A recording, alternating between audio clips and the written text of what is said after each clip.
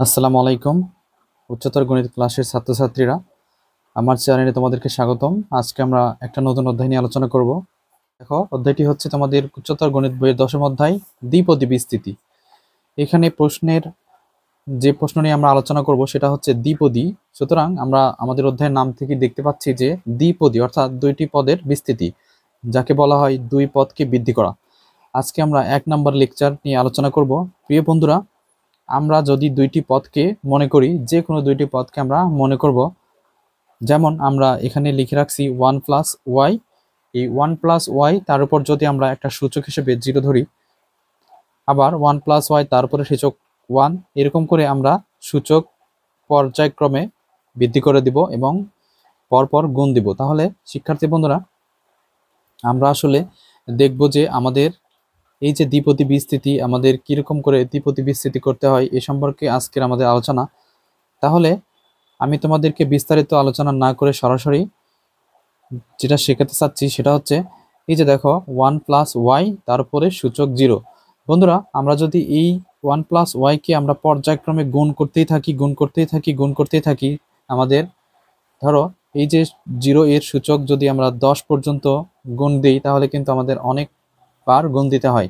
দেখো, আমি যদি তোমাদেরকে দেখাই, দেখো 1+y, তাহলে বন্ধুরা 1+y তারপরে সূচক 0, তাহলে এটা কিন্তু 1 হয়। কিভাবে 1 হয়? তোমরা একটা সূত্র জানো যে a⁴ = 1। এটা হচ্ছে আমাদের সূচকের একটা সূত্র। তাহলে এই সূত্র থেকে আমরা 1 লিখতে পারি। এখন 1+y তারপর সূচক 1, তাহলে এটা তুমি 1+y লিখতে পারো। দেখো আমাদের এখানে গুণ করতে কত সময় লাগে। এবার 1+y² এটার কিন্তু তুমি সূত্র জানো বন্ধুরা, বীজগাণিতিক সূত্র হিসেবে তুমি লিখতে পারো যে স্কোয়ার প্লাস 2ab+b²। অর্থাৎ এটা তুমি লিখতে পারো এরকম করে, সর্বোচ্চ 1+2y+y²। এই পর্যন্ত তুমি কিন্তু লিখতে পারবা। এবার 1+y তারপরে কিউব, তাহলে তুমি কি করবা? এটারও কিন্তু একটা সূত্র রয়েছে বন্ধুরা। তো এই সূত্রটা হচ্ছে এরকম: a³ + 3a² + 3ab² + b³। দেখো এখান থেকে তুমি লিখতে পারবা।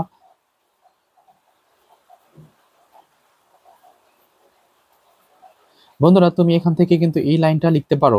এখন দেখো, এই যে 1+y তার উপরে টু দি পাওয়ার 4 হিসেবে,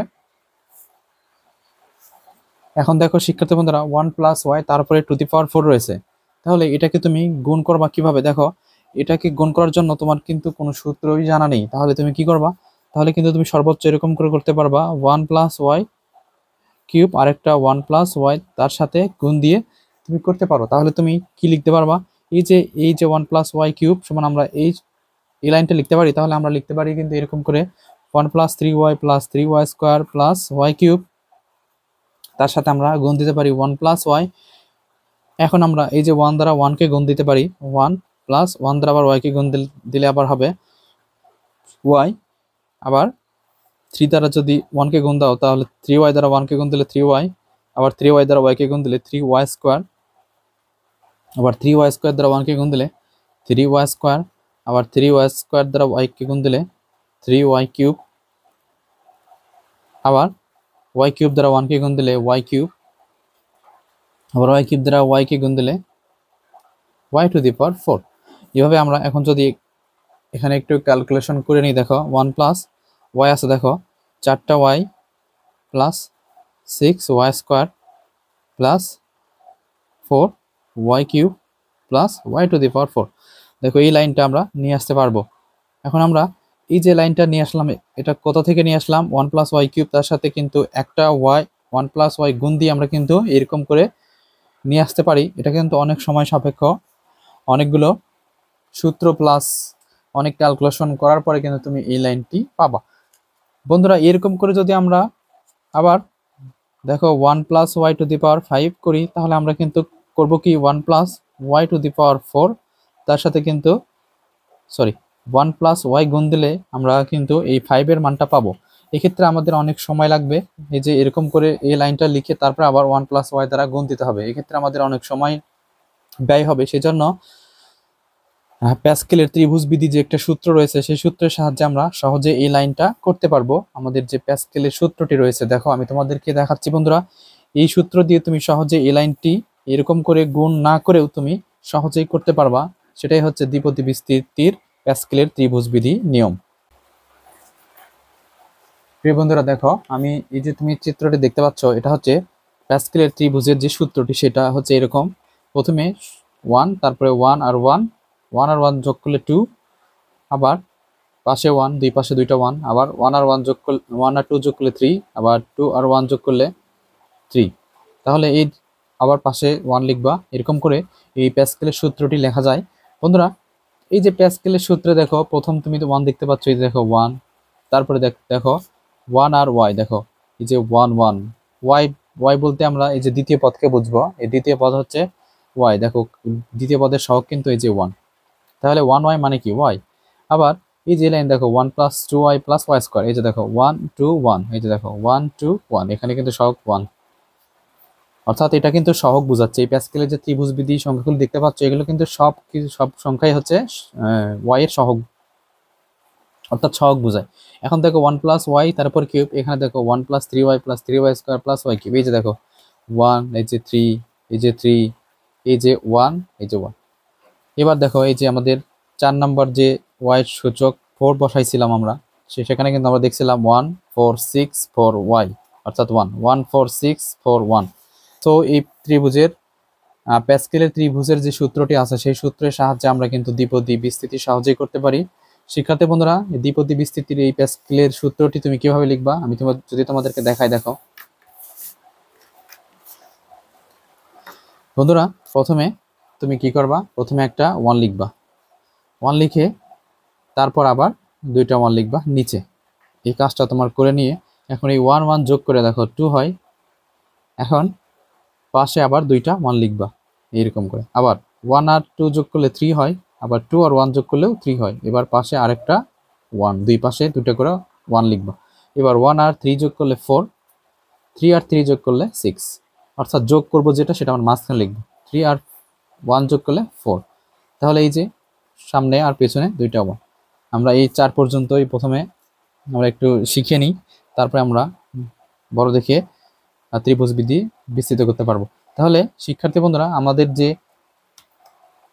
এটা হচ্ছে প্যাসকেলের ত্রিভুজের সূত্র। এই সূত্র থেকে আমরা ধরো 1 + y, যখন তোমাকে বলবে এটাকে দুইবার বিস্তৃত করতে, ধরো এরপরে সূচক 2 দিলাম, তাহলে এটা দুইবার বিস্তৃত করলে দেখো প্রথমবার হবে এখানে যে আমি 1 লিখছি, এটা কিন্তু এর সূচক 0 যখন ছিল তখন এটা, আবার সূচক যখন 1 হবে তখন এইটা, সূচক যখন 2 হবে তখন এইটা, সূচক যখন 3 হবে তখন এটা, সূচক যখন 4 হবে তখন এইটা। তাহলে আমরা সর্বোচ্চ এখানে 2 নিছি উপরের সূচক, তাহলে আমরা লিখতে পারি এই এই পদকে আমরা কিভাবে লিখতে পারি, 1 প্লাস দেখো 2y প্লাস y স্কয়ার, এই যে এখানে এই 1, এখানে তুমি দেখতে পাচ্ছ এখানে 1 কিন্তু নেই, কিন্তু y নেই তো কি হয়েছে, এটা কিন্তু y এর সহগ কিন্তু এখানে 1 অলরেডি আমরা দেখতে পাচ্ছি যে y এর সহগ এখানে 1 রয়েছে, কারণ আমরা কিন্তু যখন বীজগণিতিক রাশি লিখি তখন কিন্তু 1 লিখি না। এবার যদি আমরা তৃতীয় লাইনটি করি, সহজে করতে পারবো। 1 + y, সর্বোচ্চ সূচক যদি আমরা 3 বসাই তাহলে আমরা লিখতে পারি 1 প্লাস যে 3y, এই yটা নিতে হবে তোমাকে। প্রথম পদ সবসময় 1 হবে, কারণ এখানে 1 হলে প্রথম পদ সব ক্ষেত্রেই 1 হবে। প্রথম পদ সব ক্ষেত্রেই 1 হচ্ছে, দেখো প্লাস এখানে 3y,